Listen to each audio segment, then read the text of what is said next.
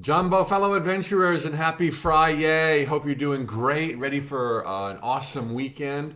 I'm Mike Dooley. Every day I host a live broadcast on Facebook and Instagram called a Spiritual Tune-Up to help bring metaphysical ideas down to earth so that you can have traction and thrive as the spiritual gladiator of love and joy that you truly are. So please, as I'm speaking right now, post your questions below on Facebook and or Instagram about anything from relationships to politics to COVID to aliens. There's 300 spiritual tune-ups already in the archive, both at Facebook and Instagram. Go there, see what's there. Also, there's a spiritual tune-ups podcast right now. Swipe up and you'll see the link for that either in Facebook or Instagram. Today's question is a little bit on the heels of yesterday's question, where I spoke to the considerations for whether or not there ought to be a COVID passport. And truly, it's not a yes or no answer. It still brought out some strong opinions, as you might expect, but pretty tempered for the most part, and I appreciate that very much. Some people felt like I had an agenda, and that's okay. You can think that I have an agenda. But the greater underlying theme, if you will, that could be seen in the replies was the divisiveness that I've spoken to before that has gripped the world at this really unique time in the evolution of our consciousness as we move from the darkness into the light, where there's fear on one side and love on the other, and most ironically, everybody feels like they're on the love side and the other folks are on the fear side. Well, there is a truth in all situations. Sometimes it's a little fuzzy and slippery, but if you're being motivated by love, you will always get to that place eventually. So the question that was asked a few weeks ago was more pertaining to personal relationships, but it has total application to the divisiveness I just spoke to. Mike, why do good people still experience heartbreak conflict? Mike, when you are so clear on your vision and have such awareness of all the possibilities, they're speaking of themselves, I trust, how could you ever have relationships that don't work? How is it that good people with other good people still experience heartbreak? I see so many people in relationships where they are not getting what they really want or need, and they end up being hurt. A couple of things going on in this question, and one of which may be escaped you, is that this applies to good people. Everyone is doing their best. And as my mom used to accurately point out, some people have a pretty poor best. Okay, but in their own way, they're doing their best. There's not good people and bad people. Sorry, everyone is here as a spark of God, moving closer to the light, and some are much closer than others right now, but everyone's doing their best. Yet, anybody in by any estimation, until they are really close to the light, have unintended manifestations, have surprise setbacks, have broken hearts. And I think this speaks very clearly to the fact that just because you're doing your best doesn't mean you're moving in truth. You know, look at the political divide.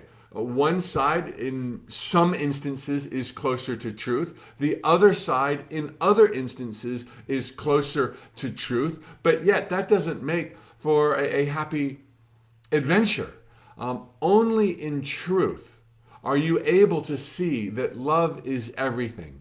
Only in truth do you realize competition is never a great idea, does not compare to cooperation. I'm not talking about socialism. I'm not talking about capitalism. I'm talking about seeing everybody as a brother and a sister. Only in love do you realize that your happiness will, in fact, to some degree, depend on the happiness of those you love. You can't be making gains at the expense of others and wonder why things aren't working out. that degree of confusion pushes you further away from the light of truth, and suddenly you've got ramifications, ricochet, backfire, fall down, get back up, and wonder what's going on because you meant so well. There's a quote that I've shared in an earlier tune-up that I read in a Ken Carey book. Something to the effect of, when you are finally motivated more by the love you naturally feel for life, aka for other people included, when you are naturally motivated by love more than you're motivated by fear for self. Love for others, fear for self. Or you could just say, when you're naturally motivated by love more than you are by fear, suddenly great gains begin happening. Suddenly you stop seeing yourself as you and the world versus the world. It's you as one with the world. You start seeing yourself, as is described by many yogis through transcendental experiences, that they no longer are able to determine where they end and the rest of the world begins, because it's just them and more of themselves. There's only you and more you. And when you can make decisions politically, romantically, health-wise, COVID, passports, and you're taking into account other people's freedoms and other people's needs and desires to grow and to bloom, whoa, then you know you're on the love side. And it's not enough to say, oh, the other people aren't taking care of me. You can only take care of yourself right now. And how much in your equation of deciding whether or not there should be a COVID passport or higher taxes or greater services or more charity, how much of your decision in your definition of ideals, high ideals, are you considering your love for life? Your love for other people, that love that's going to come pouring back to you, because as other people thrive, you too will thrive. This is what's going on. Because people are innately good does not mean they're innately operating in truth. And when you're not operating in truth, you have unintended manifestations. So the onus, the burden, the joy, to put it better, is on all of us to self-reflect.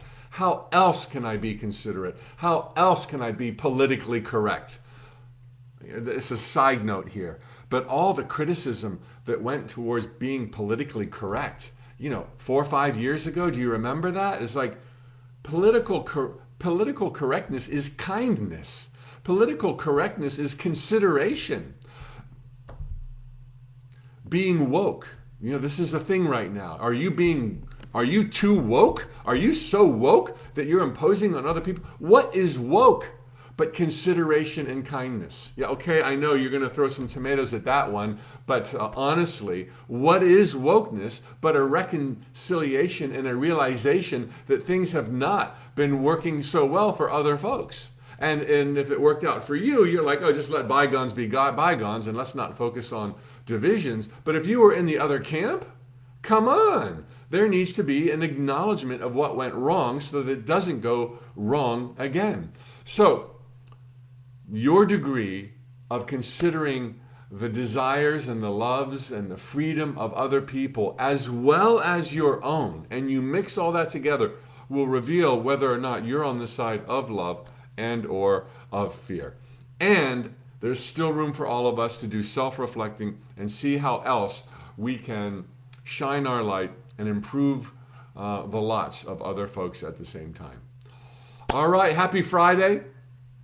Have a great one. Check out the link below for the upcoming 21-day adventure into discovering and monetizing your side hustle. What better way to discover your power than to have the means with which to make decisions and exercise that power every single day with your side hustle. And if you're not concerned about monetizing it, you just want to find it, come on, it's only $39. If you've already found it and you want to monetize it, I'm going to share with you everything I've learned in the last 33 years as an entrepreneur, including what I learned in the 6 years before that as a certified public accountant, all mixed in with metaphysics. All right, amigos, have an amazing weekend. Be woke, be happy, follow your heart, and be in love. See you Monday.